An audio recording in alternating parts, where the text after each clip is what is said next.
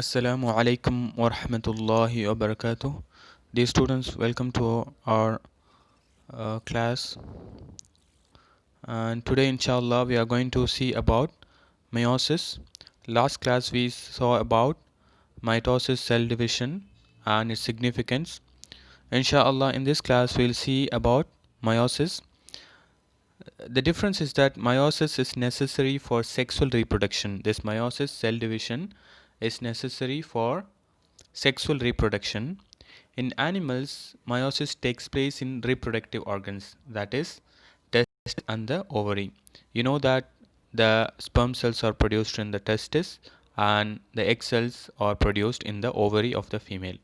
So, also in the flowering plants, it occurs in the anthers, that is the male part, and you have the ovary that produces pollen grains, and that is sorry, the anthers that produce pollen grains and the ovary that produce ovule. So now we will see about the stages of meiosis. So meiosis broadly is classified into two phases. The first phase is that the two cells with half the number of chromosomes in each are formed at the end, phase 1. Okay, so generally you have the parent cell.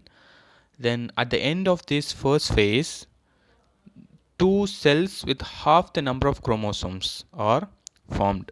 Okay, that's the end of the first phase. So therefore it's a reduction division. So division happens and also the reduction in the number of chromosomes happens. Then you have phase 2. It is the second division is equational as in mitosis. It is same like mitosis and it produces 4 cells at the end. In the second phase, finally 4 cells are produced, each with half the number of chromosomes. Half the number of chromosomes when compared to the parent cell. Mitosis is diploid, that is, when the new resulting daughter cells formed, they will have the same number of chromosomes as the parent cell. But as for meiosis here, only the half the number of chromosomes will be there when compared to the parent cell. So it's called as haploid. So mitosis is diploid, but meiosis is haploid. That is, only the one pair will be present. So what are the sequence of events during meiosis? The first meiotic division, as we told earlier, the chromatin fibers condense into chromosomes.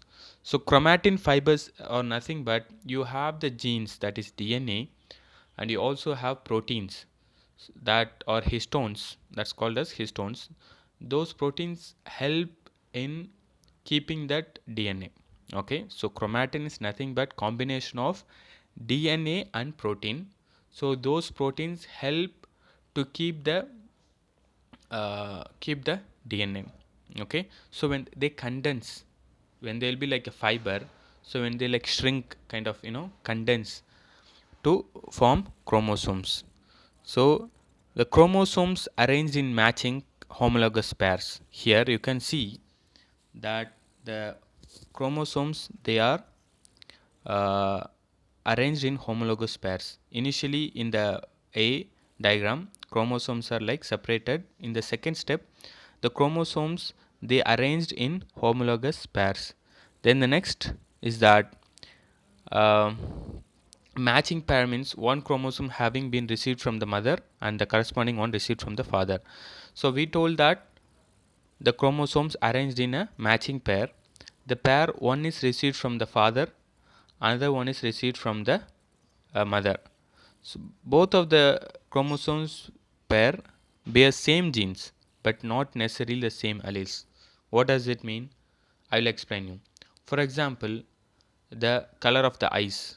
Okay, there will be one gene that is responsible for the color of the eyes. Sorry, color of the eyes. So if the father has brown eyes and the mother has black eyes, so both the this color of the eyes will be responsible by a single gene, same gene, but due to some change in that particular gene, the color will be different for the another person. For example I gave, the color of the father's eyes is brown and color of the mother's eyes is black. Okay, so now a single gene is responsible for this characteristics, but due to some little change the father's eyes look different, that is brown in color. But you have to remember that both are same genes but due to some minute difference, so that is what is called as allele. Allele is nothing but a different variant of the same gene. So same gene, different variant. Okay, you get it? I hope you are getting what I'm telling, the difference between the gene and allele. Gene is particular gene responsible for a particular characteristic, that is color of I gave an example, that is color of eyes. So there is, due to some little difference, the color varies, that characteristic varies, so we call that as an allele. So allele is a different variant of a gene. Okay, so hope you're getting what I'm saying. So now each chromosome in such a pair is made up of two chromatids. We know that uh, chromosome is made up of two chromatids. In between centromere will be there and it is joined, the chromatids are joined with centromere. Now duplication of chromosome occurs. Here you can see in the step C diagram, the duplication happens. Duplication is the replication of the chromosome. Same number of chromosomes are formed, and the each pair now will be four chromatids. Initially two chromatids, now it will have four chromatids. Then the nuclear membrane disappears.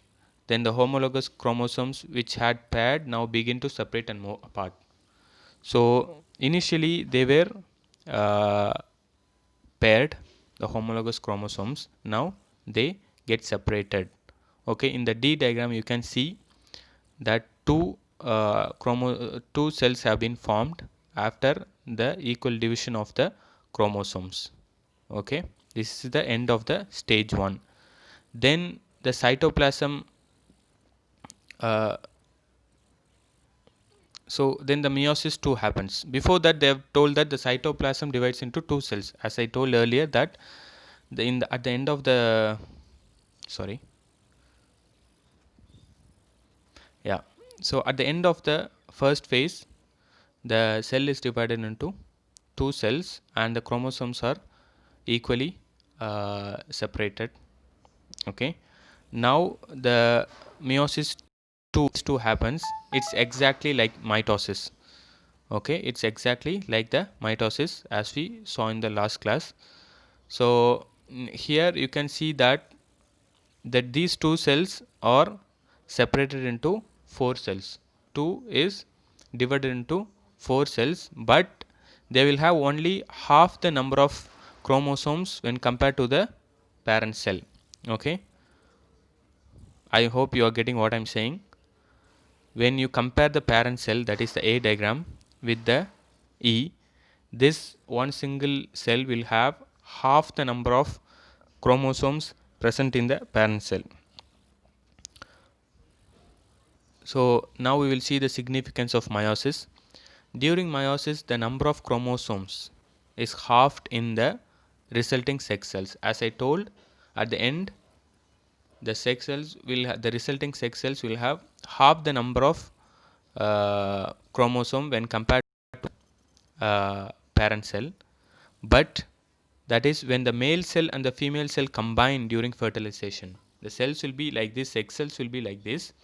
But the when the fertilization happens, okay, that is when the male cell and the female cell combine, the total number of chromosomes will be equal to the number of chromosomes in the parent cell. I hope you are getting, because see, we have the parent cell, that is a sex cell, then the chromosomes divide, and finally the resulting number is 4 cells are there. In one sex cell, half the number of the parent cell will be there. Okay, but when there is fertilization, that is male cell and female cell are fused, now the resulting number will be equal to the parent cell's chromosome number. I hope you are getting. So that's what they are saying, that is during fertilization the normal number of chromosome in the species is restored, that is coming back to the original state. And also during meiosis new combination of genes are obtained in the gametes that is meiosis. Okay, so during meiosis new combination of genes are obtained in the gametes that result from meiosis. So when the homologous pair join, okay, so here they are combined. Okay, so because of this new combination of genes are formed. Okay, one from the father, another from the mother. So here due to this combination it differs from the original one, so new combination of genes are formed in the meiosis process. Okay, I hope you are getting. So with this we have completed meiosis, and the next topic is tissues. I want you to inshallah I will take in the next class tissues. Here I want you all to read these two cell division methods, that is mitosis and meiosis, multiple number of times, many times, so that you understand, because it's bit complex topic. I'm not telling you to scare you, but you have to remember that you have to read multiple times so that you understand things. Last class I sent a video, animation video for mitosis. I asked you to watch that animation well and take notes.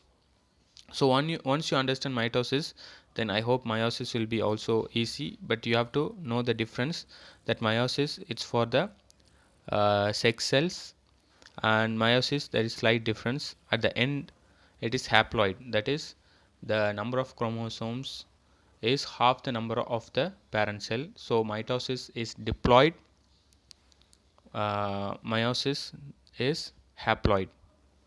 Okay, please read the contents in the book multiple times so that you understand, and when you don't understand anything you can google it, or you can message me, inshallah I will clarify your doubts.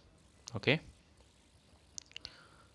study well, barakallahu feekum, subhanakallahumma bihamdik, ashhadu an la ilaha illa anta astaghfiruka wa atubu ilaik.